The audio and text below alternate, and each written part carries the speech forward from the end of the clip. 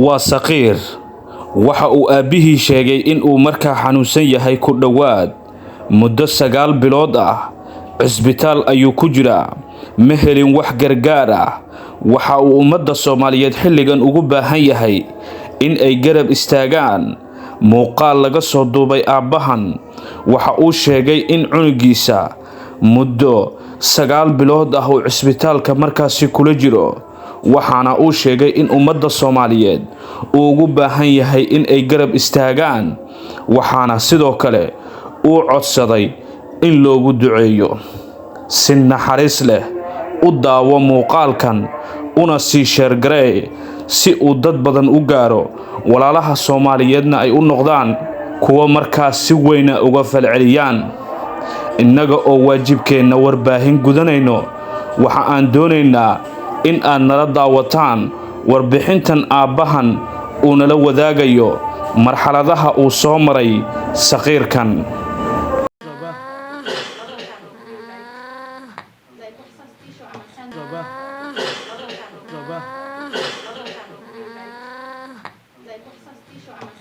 بسم الله الرحمن الرحيم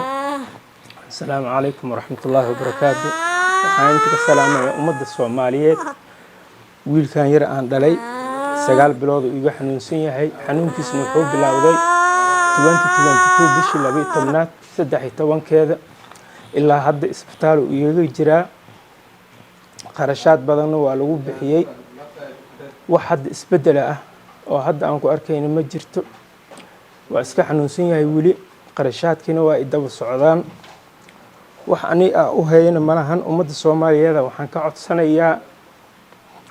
inay igala garab galaan oo ay caawiyaan Uganda wax looguma qaban karaa la dhahay markaan ummadda Soomaaliyeed waxaan ka codsanayaa inay garab igu siiyaan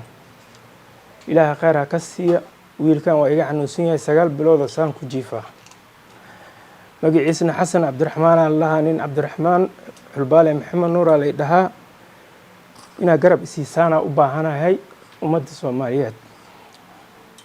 السلام عليكم ورحمة الله وبركاته الحمد لله وكفى والصلاة والسلام على عباد الله المصطفى الماير أو صغير كا أو مجلس حسن على أبيهنا مقليسين دلك يوغندا أيو هذا إسبتال كشرة إسبتال كان International Hospital of Kampala بالدها ولا إسبتال باهستا لعق إلا بقول يدوري تدات مليون أو لعق يوغندا أو لعق بدن $50,000 باقلينكيسا ومسكحدا infection ka bilaabay lagu sameeyay maartay ilaa hadda uu ku baxay $35,000 community-ga muslimka oo Uganda degan iyo qaraabadiisa iyo dadka maartay ba kafaala qaaday oo bixiyay ilaa hadda $12,000 ba lagu leeyahay ilmuhu yani indhihiisa iyo dareenkiisa waa hilib meesha iska yaala waxa halkan loogu hayaa oxygen-ta ayaa dhacda marka ilmihii mar haday oxygen-ta dhacayso mar walba waa in ICU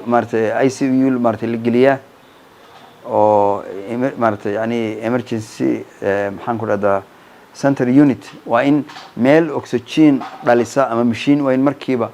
ICU waa in martay lagu la keenaa walaysku waa ka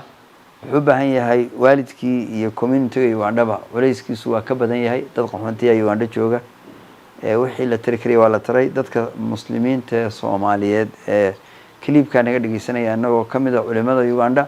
masaajidka tawxiid iyo community-ga guud odayaashiisa waxaanu aad idin ka codsanaynaa nabiga sallallahu alayhi wasallam wuxuu yiri khayrun nas anfa'uhum linnas dadka ilaahay ugu jeceliyo muslimiinta waa kuwa bini aadamka anfaca imtixaanadan oo kale nabi maxamed waxa loo soo diray maartay kaana yuciinu maartay ala nawaib alhaq dhibaatooyinka basharka ku dhaceysan oo kale reer fuqara aan wax badan hayn ba ilaahay imtixaankan u keenay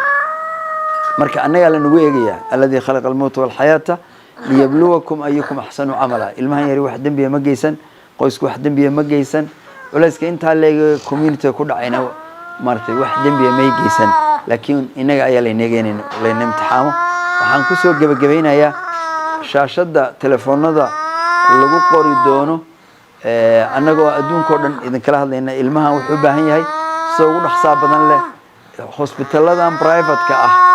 oo ICU-goodu lacagta ay ku socoto every week waxa laga yaabaa in dhowr kun oo dollar la soo dalaco ilmaha wuxuu u baahan yahay meel oxygen-tiisu ay free tahay wax loogu qaban karo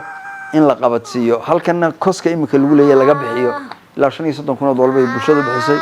15 kun baa lagu leeyahay haddaan loo gargaarin oo aynaan gacmaha isqabsan culayskiisuna wuu sii badanayaa maartay dhibkiina laga bixi maayo marka dhammaan cid kasta oo na maqasha oo na dhageysata ilaahay dartii waxaan leenahay saqiirka yar ee dhibaataysanay hilibka meesha yaala ee indhihiisa iyo garashadiisuba ay tagtay qalinka maskaxda laga sameeyay original chemi infection maskaxda ku dhacay waa laga yaabaa inay maartay maskaxdu soo noolaato haddii maartay ilaahay uu ugu talagalay inuu noolaado inta uu nool yahayna waajib bay nagu tahay ka muslim ahaan ka Soomaali ahaan inaan maartay isbarbar taagno marka waxaan leenahay ilaahay waxaan idin weydiinaynaa qofkii ilmaha yar maartay ka soo qayb qaata kaalmadiisa in ilaahay ubadkaaga iyo qoyskaaga aanu ilaahay kugu imtixaamin sida kuwan loogu imtixaamay waanu ilaahay nafiirinayaa waxaynu ka qabano wajazaakumullahu khayr wassalaamu calaykum waraxmatullaahi wabarakaatuh بسم الله الحمد لله والصلاة والسلام على رسول الله وعلى آله وصحبه ومن والاه أما بعد إخواني في الله سيدات أجيدان مانتا waxaan joognaa isbitaalka loo yaqaan International Hospital oo ku yaala wadanka Uganda gaar ahaan magaalada Kampala taariikhdu waxaan u maleynayaa maanta inay tahay bishii sagaalkeeda 2023 waxaan la joognaa Xasan Cabdiraxmaan oo xanuunsan oo uu ka warbixiyay Sheekh Ibrahim sidaad u jeedaan cunigan wuxuu xanuunsan yahay xanuunkiisa wuxuu bilaawday bishii 12aad sanadkii hore dhowr isbitaal ayuu soo maray 170 milyan oo lacagta wadankan ayaa lagu amaliyay inteedii badanna waa la bixiyay qaybna waa lagu leeyahay ilaa haddana wax isbedel oo dhinaca caafimaad oo laga dareemay cunigan malaha waxaan maanta meesha u soo istaagnay inaan u soo gudbino dadka muslimiinta ah caamatan gaar ahaan dadka Soomaalida oo lagu yaqaano shayga la yiraahdo at-takaaful al-ijtimaaci ama in la isu gurmado waxyaalaha noocan oo kale markay dhacaan waxaan ka codsanaynaa walaalaha muslimiinta walaalaha Soomaaliyeed meel kasta adduunka daafihiisa ay ka joogaan cunugan maskiinka inaan u soo gurmano wuxuu u baahan yahay caafimaad buu u baahan yahay dhakhtar buu u baahan yahay oo dibadda ah oo wadankan aan ahayn wadankan isbitaaladii ugu sareeyay oo la islaha way fiican yihiin waa la geeyay waxba loogu qaban waayay ehelkiisa ama dadka uu ka dhashayna waa dad iska danyar ah lacagta la sheegay Soomaali baa bixisay community-ga iyo qaxootiga wadankan ku nool ayaa qayb ka bixiyay dad tabar lama aha wuxuu yiri rasuulka sallallahu alayhi wasallam irhamu man fil ardi yarhamukum man fis samaa'i isu naxariisa inta dhulka joogta waxa la rabaa inay isu naxariisaan الله تبارك وتعالى مركز أيونه نحريسيا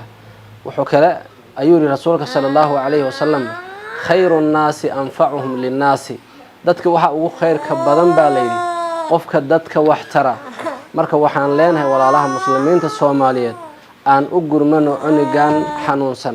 إلهي سبحانه وتعالى وحان أوي دينينا قفك استوقع عنك جيستا أما حول بحيا أما هذا الوناكسن كغيب قاتا inuu ilaahay subhanahu wa ta'ala miisaankiisa xasanaadka ugu daro inuu ilaahay aan ku imtixaamin xanuunka cunigan haayo oo kale caruurtiisana ilaahay baari uga dhigo ayaan Allah tabaaraka wa ta'ala u weydiinaynaa intaas ayaan ku soo gabagabaynayaa salaamu calaykum wa rahmatullaahi wa barakaatuh